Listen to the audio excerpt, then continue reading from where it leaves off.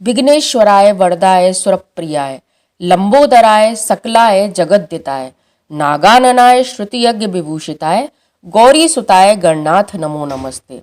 बुध ग्रह की शांति तथा सर्व सुखों की इच्छा रखने वाले स्त्री पुरुषों को बुधवार की कथा का श्रवण करना चाहिए।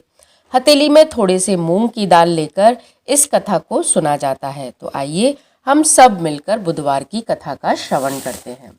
एक व्यक्ति अपनी पत्नी को विदा करवाने ससुराल गया।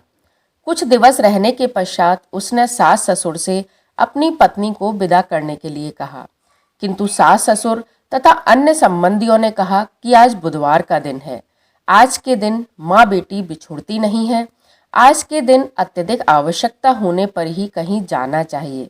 लेकिन वह व्यक्ति नहीं माना और हट करके बुधवार के दिन ही पत्नी को विदा करवाकर अपने नगर की ओर चल पड़ा। रास्ते में उसकी पत्नी को प्यास लगी। उसने अपने पति से कहा कि मुझे बहुत जोर की प्यास लगी है। वह व्यक्ति हाथ में बर्तन लेकर गाड़ी से उतरकर जल लेने चला गया। जब वह जल लेकर लौटा और अपनी पत्नी के निकट आया तो वह यह देखकर आश्चर्यचकित रह गया कि ठीक उसकी ही जैसी सूरत और वैसी ही वेशभूषा वाला एक व्यक्ति उसकी पत्नी को पास में बैठा हुआ पानी पिला रहा है। उसने क्रोध में दूसरे व्यक्ति से पूछा, तू कौन है जो मेरी पत्नी के निकट बैठा है?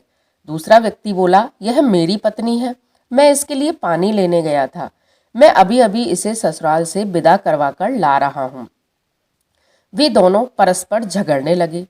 तभी राज्य के सिपाही आए और उन्होंने लोटे वाले व्यक्ति को पकड़ लिया और उसकी स्त्री से पूछा, तुम्हारा असली पति कौन सा है? उसकी पत्नी शांत रही क्योंकि दोनों बिल्कुल एक जैसे थे। दोनों की वेशभूषा, बोलना चालना तथा दोनों ही पानी लेने गए थे। यह देखकर वह भ्रम में पड़ गई कि किसे वह अपना पति कहे। वह व्यक्ति ईश्वर से प्रार्थना करता हुआ बोला, हे परमेश्वर, यह तेरी क्या लीला है कि सच्चा झूठा बन रहा है और झूठा सच्चा हो गया है।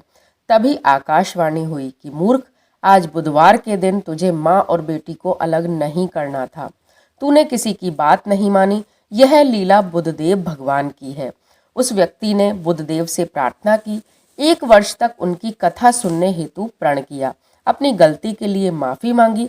तब मनुष्य के रूप में आए भगवान बुधदेव अंतर ध्यान हो गए। यह व्यक्ति अपनी स्त्री को लेकर घर आया।